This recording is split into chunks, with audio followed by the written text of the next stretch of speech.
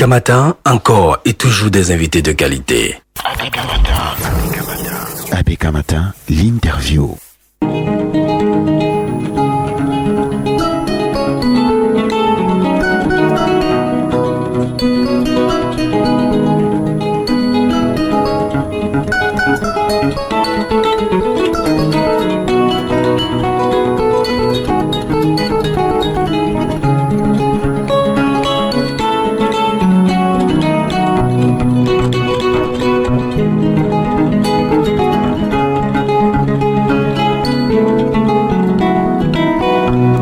Maître Fabien Kenyé est l'invité de Sidonie Fikak pour la dernière ligne droite de l'émission ce matin. Bonjour Maître Fabien Kenyé, bienvenue dans ce studio de ABK Radio. Bonjour Sidonie, bonjour Didier. C'est un plaisir extrêmement renouvelé, n'est-ce pas, de me retrouver sur votre plateau. Bonjour à vos multiples, disais-je, les auditeurs. C'est un plaisir également pour nous de vous recevoir dans cette émission. Avec vous, on parle d'abord. Encore que je pensais ne plus faire partie de vos invités. Ça date quand même. C'est vrai que ça date. La dernière fois qu'on vous a invité, mais rassurez-vous, c'était... on se préparait pour vous réserver le meilleur. Donc ça et me vous manquait confirmez. déjà un peu. Et j'y suis, merci bien. Voilà, on parle de la crise MINSEP Fecafoot. Les sympathisants du MRC sont accusés d'avoir pour une fois composé avec le gouvernement contre Samuel Eto'o, président de la Fédération camerounaise de football, simplement parce que celui-ci a ouvertement apporté son soutien au président de la République. Et on a qui n'ont pas compris sur la toile. Nous imaginons que vous avez vu cela, que les militants du MRC en soient à offrir leur amitié au gouvernement camerounais. Simplement, dans le cadre de cette histoire, qu'est-ce que vous répondez à ceux qui l'ont pensé à un moment donné? Fifi, je dois avouer que ça avait beaucoup de peine, n'est-ce pas, que je m'aventure dans ce genre de sujet parce que j'ai dit, et je le martèle, le football que je qualifie de jeu du pied n'a jamais développé un pays. Il s'agit d'une histoire qui nous perd énormément de temps, qui distrait la population camerounaise, ce qui nous empêche, n'est-ce pas, d'adresser tous les problèmes que nous avons aujourd'hui. Cependant, pour vos auditeurs, je voudrais dire que je suis un tout petit surpris. Vous savez, Eto'o, Samuel fils Eto'o, qui pour moi n'est que le grand joueur, le génie, n'est-ce pas, en matière de football qu'il aura été, oui. Comment dirais-je, un allié inconditionnel de l'ordre rayant, c'est-à-dire il a dit récemment que le président de la République est son candidat à l'élection présidentielle de 2025. Invitait l'une des plus grandes gloires, en l'occurrence les Roger Mila, à se joindre à lui pour fêter l'éventuelle victoire future. Lorsqu'il a eu dit ça en tant qu'homme, je ne parle pas du président de la Fecafoot. Moi, comme citoyen, je devais tout simplement m'indigner parce que vous voyez bien la décrépitude dans laquelle le pays est aujourd'hui. Le président de la République, actuellement, on ne sait pas où il est. Il serait, d'après ce que les réseaux sociaux disent, n'est-ce pas, en train de se soigner dans un hôpital de Paris. C'est-à-dire que pendant 42 ans, il n'a pas mis sur place, au niveau de son pays, des infrastructures sanitaires pouvant, prendre en charge quelqu'un comme lui. Quand j'en viens maintenant directement à la question que vous me posez. Qu'est-ce que les militants du MRC viennent faire, n'est-ce pas, dans la cuisine nauséabonde du RDPC? Qu'est-ce que nous venons faire là? C'est pas trop fort, docteur, parler de cuisine nauséabonde. J'appelle bien la cuisine nauséabonde du RDPC parce que, voyez-vous, ce parti État RDPC a totalement désintégré ce pays. En sorte que, vous savez, notre adversaire ne peut pas être un citoyen camerounais. Fut-il Samuel Eto'o, la légende Samuel Eto'o. Il a le droit de supporter qu'il veut. Il a le droit de supporter qui il veut. Cela fait partie de la liberté d'expression. En revanche aussi, tout citoyen camerounais a le droit, n'est-ce pas, de par la même liberté d'expression, de critiquer ses choix. On s'en tient à ça. Pour le reste, le MRC, à travers son directoire, n'a pris aucune position en ce qui concerne Samuel Eto'o ou pas. Oui. Encore, quand bien vous parlez des sympathisants, vous parlez peut-être de... N'oubliez pas les cabinets noirs, n'est-ce pas? Il y en a qui ont été recrutés, d'après ce que j'ai eu dit, par l'ordre régnant, n'est-ce pas, pour pourrir la toile et croire devoir mettre cela sur le dos du MSC. Il n'en est rien pour ce qui nous concerne. Oui. Donc, vous avez fait le point et vous avez restitué les choses dans leur contexte. Quelques candidats se sont déjà déclarés pour la présidentielle à venir et leur profil pourrait-il vous faire perdre le sommeil au sein du MRC? Quand vous me posez cette question, je suis plutôt un tout petit peu amusé. Je puis vous dire que le MRC est extrêmement serein dans la mesure où il suffit de lire la scène politique pour comprendre que le peuple a déjà fait son choix. Quand je parle du peuple, je parle du peuple sur le territoire national et du peuple de la virtualité ou de nos compatriotes qui sont, n'est-ce pas, à l'extérieur. Vous savez avec quel activisme et se déploie, n'est-ce pas, pour porter secours à la population camerounaise abandonnée, comme je l'ai dit, dans l'abîme, n'est-ce pas, et leur choix à presque 95% est acquis au MRC. Voyez-vous, il nous a parfois été reproché de ne pas être allé aux dernières élections municipales et législatives, mais quand on fait une projection, n'est-ce pas, sur la consistance d'un parti politique, il ne se passe pas de jour sans que l'ordre régnant, n'est-ce pas, déploie des moyens pour nous détruire, parce qu'à travers leurs renseignements, ils ont tous les leviers de l'État. Ils nous ont désignés naturellement comme leur véritable adversaire politique. Donc il n'y a pas de doute là-dessus. Naturellement, tout Camerounais a le droit, n'est-ce pas, de se présenter au regard de la Constitution, de nos textes de loi, comme candidat à une quelconque élection que ce soit. Ça ne nous dérange pas. Oui. C'est la loi qui le permet. Oui. Le mouvement pour la renaissance du Cameroun et ses alliés semble observer ce qui se passe autour de l'air de ne pas être concerné par la présidentielle 2025. Et pourtant, l'on peut bien imaginer que la préparation à cette élection est en train de se faire très sérieusement, sans trompette ni tambour. Quel est le grand jeu que le MRC compte sortir aux Camerounais à la faveur de cette élection présidentielle de 2025? Fifi, nous avons déjà cerné, n'est-ce pas, la scène politique camerounaise. Nous avons un certain maillage sur l'étendue du territoire national. Hervé Manuel, comme vous direz le contraire, parce que lui également, dans une sortie face à l'un de vos camarades de parti, le bon Dieu d'Achoua, pour ne pas le citer, il n'a même pas d'ailleurs qualité pour le dire, parce qu'il n'est pas camerounais. De ce que vous n'ayez pas pu, était capable d'avoir des scrutateurs dans tous les bureaux du vote du pays lors de l'élection présidentielle de 2018, et il renchérissait même en appelant le MRC parti des réseaux sociaux et parti... en fait, c'est un parti qui a l'illusion d'avoir des militants, et pourtant il n'en est rien. Fifi, c'est de l'imposture politique, tout simplement. J'ai d'abord, peut-être ne m'a pas bien saisi en filigrane, dit que ce monsieur n'est pas camerounais. Donc il ne devrait pas avoir un avis à donner là-dessus. Sur quelle base pensez-vous? Ça m'intéresse beaucoup. Il est camerounais en fait. Ce sont ses propres soi-disant camarades, n'est-ce pas, qui ont fait annuler le certificat de nationalité. Vous le savez, il avait été disqualifié lors d'une élection. Je crois que ça avait été l'élection législative de 2020 parce qu'il n'avait pas la nationalité camerounaise. Ça, c'est ce qui avait été dit. Ce n'est pas ce qui a été dit. Je suis un acteur de la justice. La décision a été rendue incontestable. Est-ce qu'il avait été candidat? Non. C'est parce qu'on lui avait refusé la nationalité. On ne lui avait pas reconnu la nationalité camerounaise. Quand j'en viens maintenant à votre question, cette question est d'une importance extraordinaire et ça sacralise et consacre. C'est ce que j'ai toujours dit, que l'ELECAM est la 11e section, n'est-ce pas, en fait, du RDPC.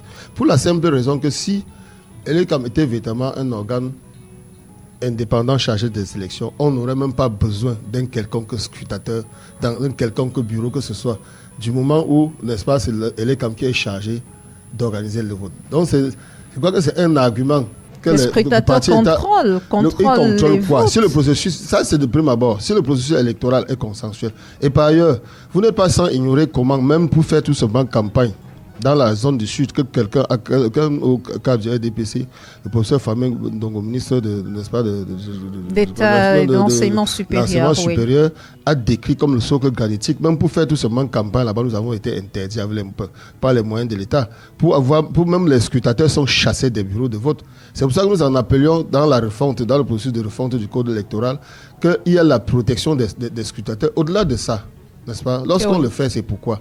Si le parti État RDPC s'en mêle, c'est parce qu'il est de connivence avec les camps. Et au-delà de ça, Fifi, il ne se passe pas de jour sans que vous observiez que ce soit dans surtout dans le Grand Nord que le parti État RDPC est déclaré comme être, n'est-ce pas, son vivier électoral. Il ne se passe pas de jour sans que des unités de MSC se créent là-bas, sans que nous apportions assistance aux populations longtemps abandonnées depuis pratiquement 40 ans. Et ces populations aujourd'hui nous font confiance. Quand j'évoque le Grand Nord, c'est là où le RDPC a eu toujours son plus grand score, qui l'a toujours fabriqué. Oui. Une zone qui est aujourd'hui totalement coupée du pays. Pensez-vous que les gens puissent aimer leur bourreau? Il n'en est rien. Mais pour le moment, nous avons une certaine assise. C'est vous qui dites que c'est leur bourreau. Est-ce qu'ils le pensent? Ces populations vous ont dit que le RDPC aujourd'hui est considéré comme étant leur bourreau? Je vous assure. Je crois que vous êtes les meilleurs. Comment on dit vous connaissez la scène socio-politique que nous. Oui. Et cela fait partie de notre métier, de votre métier. Moi, c'est une projection que je dis. J'observe aussi la scène. Oui. Je vous ai dit, quand systématiquement, vous observez comment, n'est-ce pas, les populations du Nord accueillent les projets peut-être d'adduction d'eau que nous leur apportons. Il ne se passe pas de jour que vous voyez des unités qui sont installées avec tambour, des danses, des cris de joie, n'est-ce pas, qui sont manifestés de part et là. Pensez-vous qu'une population qui est aussi abandonnée, regardez ce qui se passe aujourd'hui. Vous avez les inondations que ces gens ont pratiquement connues.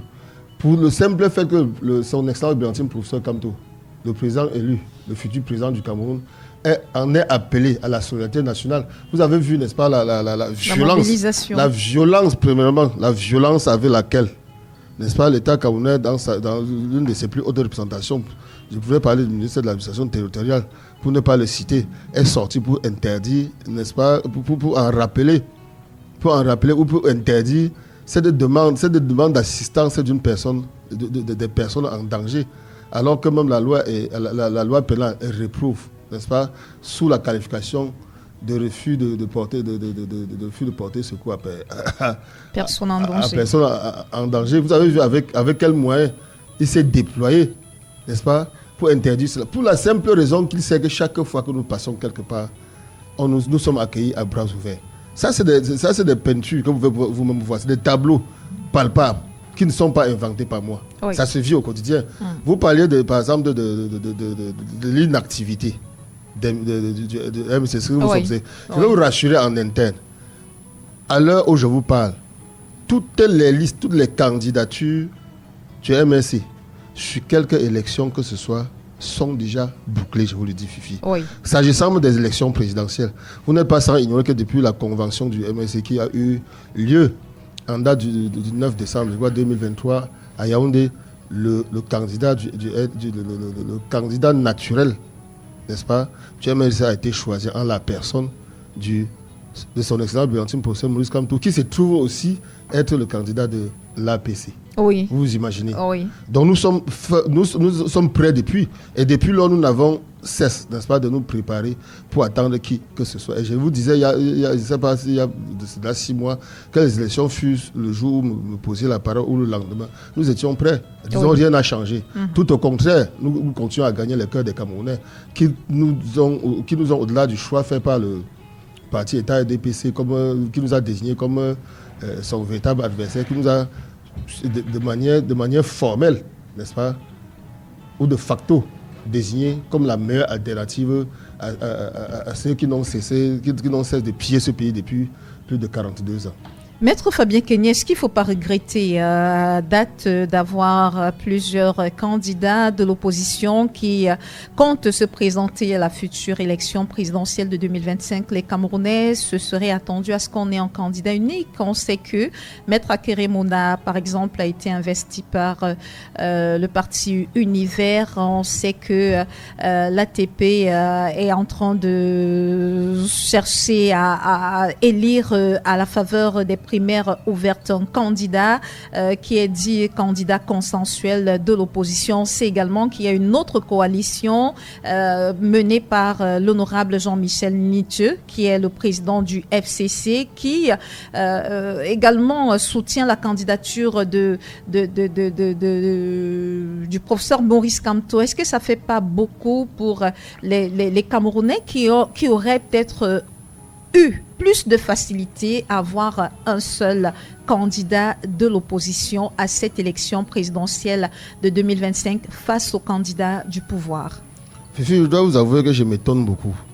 Et mon étonnement est extrêmement grand quand je vois toute la scène médiatique camerounaise et même internationale inonder les ondes de télévision et de radio de cette question des candidatures uniques. Je dois vous assurer que c'est une pure fabrication occidentale, n'est-ce pas, oui. pour distraire les peuples africains. Est-ce que vous entendez parler de la candidature unique en Occident? Ça n'existe pas. C'est davantage une fabrication, n'est-ce pas, des cabinets noirs au niveau du Cameroun pour diviser, pour distraire, pas pour diviser, s'il vous plaît, pour distraire le peuple. Je vais vous assurer d'une chose. Est-ce que vous vous rappelez des résultats des élections présidentielles de 2018? Est-ce que vous vous rappelez encore des scores? Le RDPC avait eu, avec ses alliés, 71%, oui. N'est-ce pas? Oui.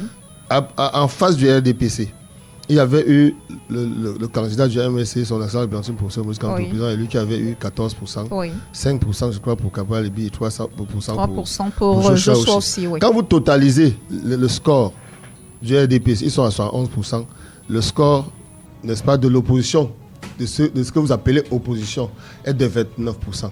Donc si ces trois personnes s'étaient alliées pour dire, n'est-ce pas, nous présentions face au candidat Paul Biya, est-ce qu'arithmétiquement, est-ce que l'opposition aurait gagné? Non. Le problème est ailleurs. Vous avez par exemple aux États-Unis, justement, voilà, on a deux candidats. Oui. Il y a dans tous les pays du monde, oui. En ce qui concerne les élections, surtout présidentielles, il y a toujours deux tendances.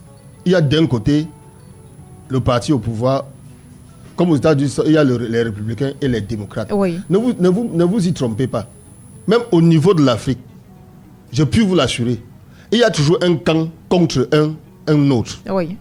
Et pour compléter ce que je suis la réponse que je suis en train de vous donner là, je crois que je l'ai précédemment dit dans un média, dit média sans publicité. Oui. Par la suite, il y a le maire Wafo, Jean-Robert, oui. qui a poursuivi dans le même sens. Dans le même sens. Oui. Et il avait été même précédemment, n'est-ce pas, comment dire, j'avais déjà précédemment suivi par le docteur Aristide Mounou, dont n'est-ce pas, la qualité, oui. n'est-ce pas, de l'analyse scientifique et politique n'échappe à personne. Oui. J'ai pu vous le dire.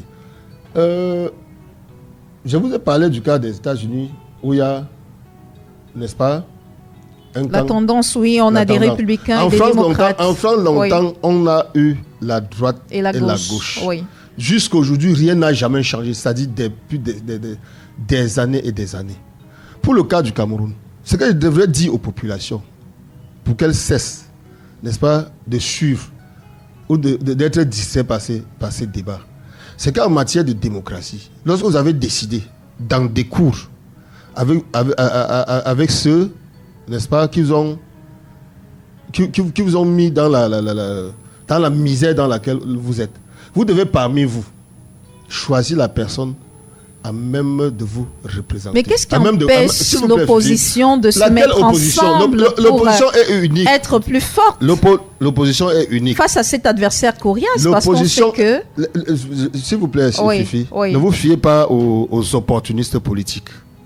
Ne vous fiez pas aux opportunistes politiques qui ont parfois à peine un militant composé d'eux-mêmes et de leur famille.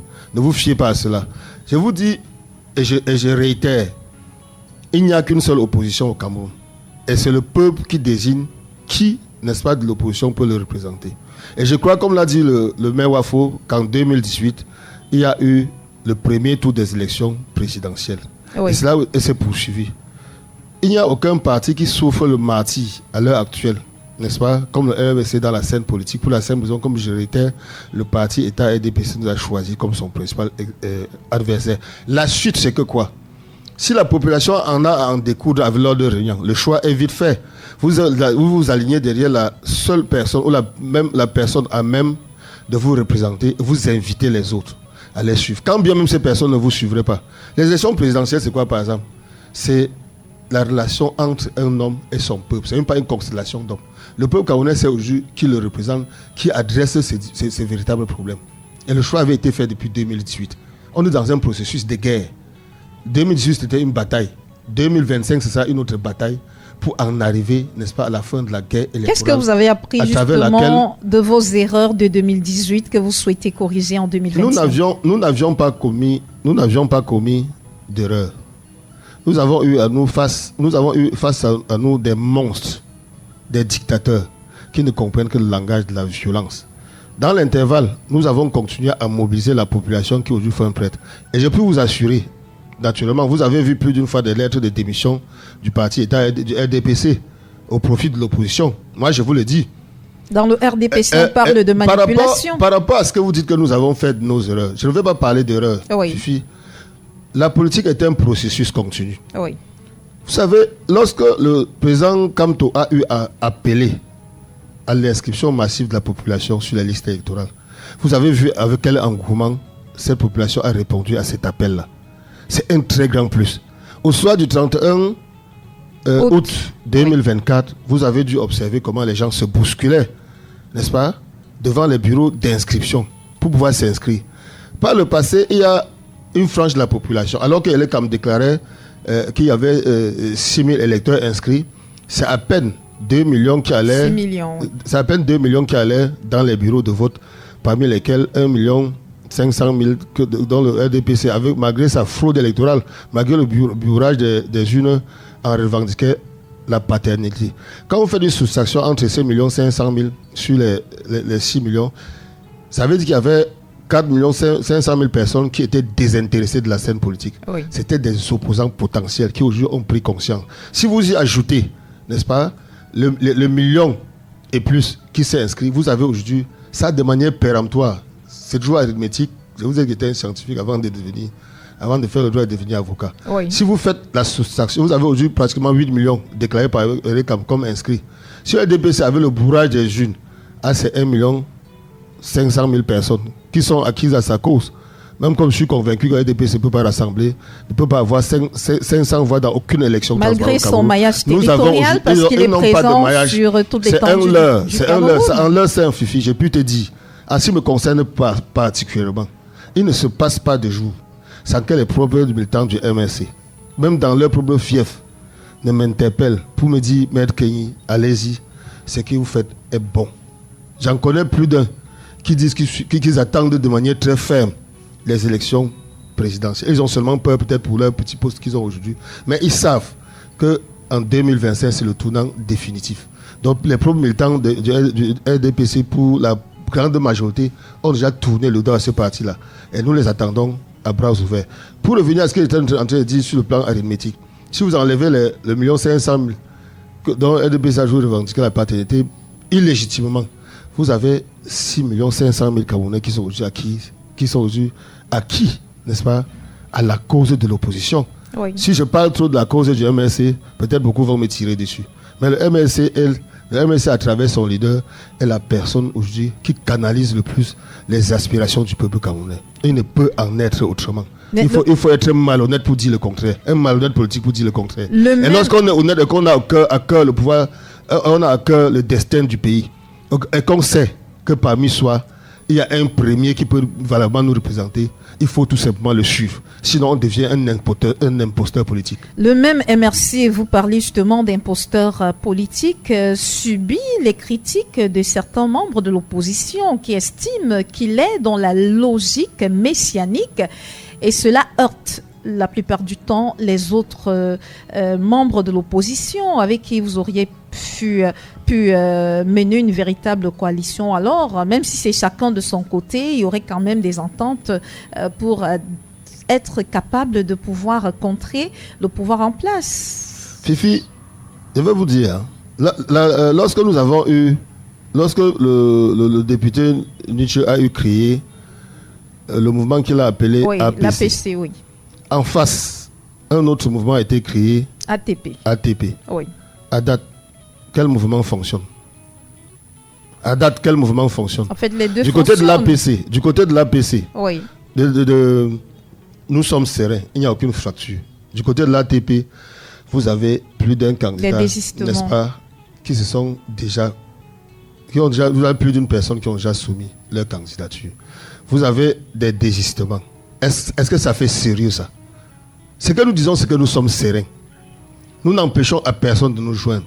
Lorsque la PCA a été mis en place, nous avons dit que nous accueillons toutes les personnes, n'est-ce pas, à bras ouverts. Les portes ne sont fermées à personne. Et nous n'avons refusé de coaliser avec qui que ce soit. Encore que je vous ai dit que l'union de l'opposition est un leurre.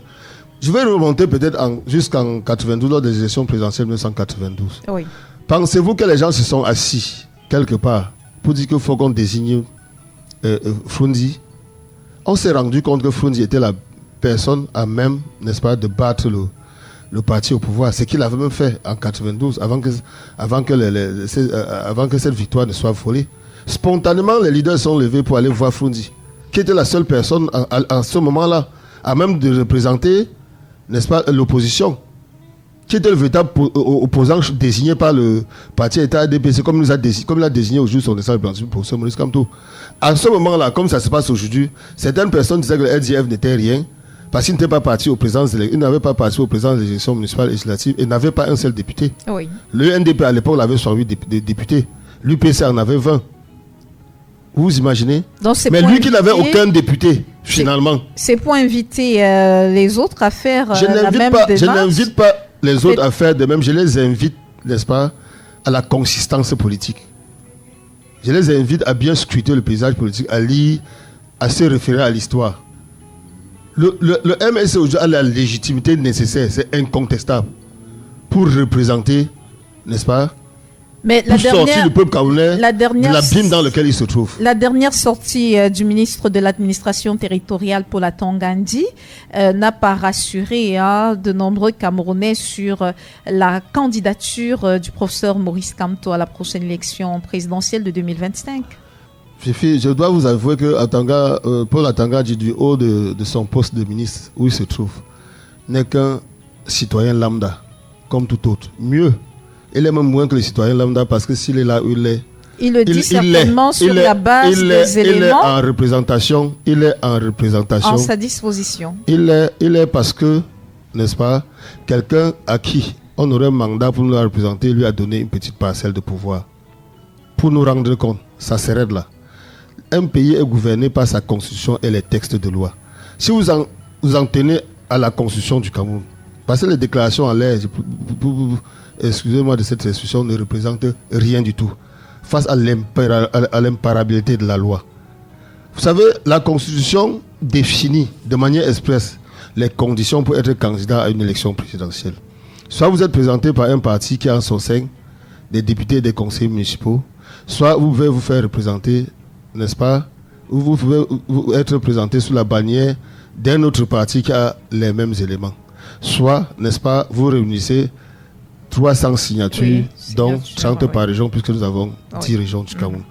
Lorsque j'ai eu dit ça, qu'est-ce que ce monsieur peut, est-il lu dans la boule de cristal pour se dire, n'est-ce pas, que le MLC ou son candidat à l'élection présidentielle ne peut pas remplir ce genre de critères? Est-il devin? Il n'en est rien. Vous comprenez que c'est un embrouillé qui ne comprend même presque rien, même au fonctionnement des institutions. Nous n'irons pas jusqu'à là. Ça veut dire qu'il fait une très mauvaise lecture de la Constitution. Nous n'irons pas jusqu'à parler d'embrouillé. Ça veut dire... Il s'en est un tout petit peu mêlé les pédales. Non, il ne s'en est pas mêlé. Il est coutumier. C'est de l'imposture politique. Je parle d'un homme politique. Je ne parle pas du ministère de l'administration territoriale. C'est un adversaire politique pour nous. Je m'adresse à un militant du RDPC pour la Tangandji. Il vous a pas présenté sa carte de membre du RDPC. Non, il a abordé le pas, il participe au meeting. Comment vous pouvez dire ça? Ne défendez pas, ne devenez pas avocat du diable. Je parle de la carte de membre. Ne devenez pas avocat du diable. Lorsqu'on a des attributs d'un parti, on est de ce parti-là. On peut être sympathisant aussi. Vous imaginez un ministre de l'administration territoriale qui, au niveau de cette fonction, est totalement ignorant, n'est-ce pas, des lois qui régissent les élections au niveau du Cameroun. C'est tout à fait honteux. Vous comprenez bien que nous n'avons devant nous que des gens véritablement incompétents qui dirigent ce pays. C'est honteux. Je suis vraiment désolé de vous le dire, mais c'est une pure réalité, Fifi. Merci, Maître Fabien Kenyé. Je crois qu'on va sortir de notre entretien de ce matin, sauf si vous avez quelque chose à ajouter. Maître Fabien Kenyé. C'est vraiment court. Maître Fabien, en fait, on a l'autorisation du boss de l'émission Didier Kouamouo de continuer. On va s'intéresser aux questions liées à l'avocature et parler de Vanessa Tchatchou. De ma fille. Oui, justement, qui a récemment prêté serment comme avocat stagiaire aux côtés des aînés dont vous faites partie. Vous venez de le dire, c'est votre fille. Comptez-vous être aux côtés de cette jeune Camerounaise dont la vie a presque été brisée après le vol de son bébé pour l'aider dans sa quête de retrouver cet enfant, parce que c'est l'un de ses leitmotifs depuis qu'elle est arrivée dans cette profession, et vous l'accompagnez. Et c'est quoi en fait l'avenir de Vanessa Tchatchou dans ce combat? Fifi, je vais vous surprendre, et peut-être vos auditeurs, beaucoup de personnes ne le savent pas. C'est pas ma lettre de parrainage, n'est-ce pas, que Vanessa Tchatchou est devenue avocat stagiaire. Wow. Donc c'est moi qui l'ai véritablement parrainé. C'est vraiment votre fille, vous ne le dites pas comme ça. Et je crois que c'est le bon Dieu qui a bien voulu l'envoyer vers moi, parce que le bon Dieu là sait quelle passion, n'est-ce pas, je mets à défendre la veuve et l'orphelin, à défendre, à sortir les gens victimes d'injustice, oui, n'est-ce pas, de leur pétrin. Et je crois que elle est venue spontanément vers moi pour demander si je pouvais la parrainer. Et bien entendu, je connaissais déjà son histoire. Et je l'ai accueillie à bras ouverts. Elle a fait aussi, a-t-elle fait, n'est-ce pas, avec la bénédiction de Dieu, un coup d'essai, un coup de maître en bravant son examen, oui, pour la première fois qu'elle a présenté. Alors que moi, qui suis son parrain, n'est-ce pas, j'avais fait cet examen pendant 7 ans avant de la voir. Oui. Et avec moi, elle est sûre, n'est-ce pas, qu'elle entre de bonnes mains pour la conduire à la fin de la formation qui va durer 2 ans, n'est-ce pas, aux destinées de ce plus à l'accession à l'avocature pleine. Cette avocature, n'est-ce pas, qui est le plus beau métier du monde. Oui. Donc elle est avec moi, je pense que c'est le nôtre qui est le plus beau métier du monde. Non, c'est vous qui le dites. Hein. Moi, j'ai revendiqué ma part de beauté. Je vais raconter peut-être une anecdote là, oui, qui nous est très chère, selon laquelle pour être avocat une fois dans la vie, saoule-toi. Si tu veux être avocat 2 fois dans ta vie, marie-toi. Si tu veux être heureux une fois dans ta vie, saoule-toi. Si tu veux être heureux 2 fois dans ta vie, marie-toi. Si tu veux être heureux toute ta vie, sois avocat. Oui. Oui. Donc, c'est le plus beau métier du monde pour ce qui concerne. Et je crois qu'elle a bien fait. Je vais préparer la riposte. Elle a bien fait. Le temps pour moi. Il n'y a pas de souci, considérez. Oui. Donc, elle a bien fait de me choisir comme parrain, parce que je ne pourrais que l'accompagner dans le combat qu'elle mène depuis pratiquement 17 ans. Oui. Parce que voyez-vous, son enfant qui, pour elle, n'est-ce pas, et pour moi aussi, est quelque part aujourd'hui presque 13 ans. Vous imaginez quel est l'état d'une femme qui est privée du fruit de ses entrailles pendant toutes ces années-là. Oui. Elle n'a cessé de se battre par toutes les âmes qui peuvent être en sa position. Je crois que si elle a choisi l'avocature, c'est d'aventure, n'est-ce pas, pour poursuivre ce combat. D'ailleurs, m'a tellement confié qu'elle a refusé de se mettre au service de l'administration parce que cela leur a détourné de l'essentiel. Oui.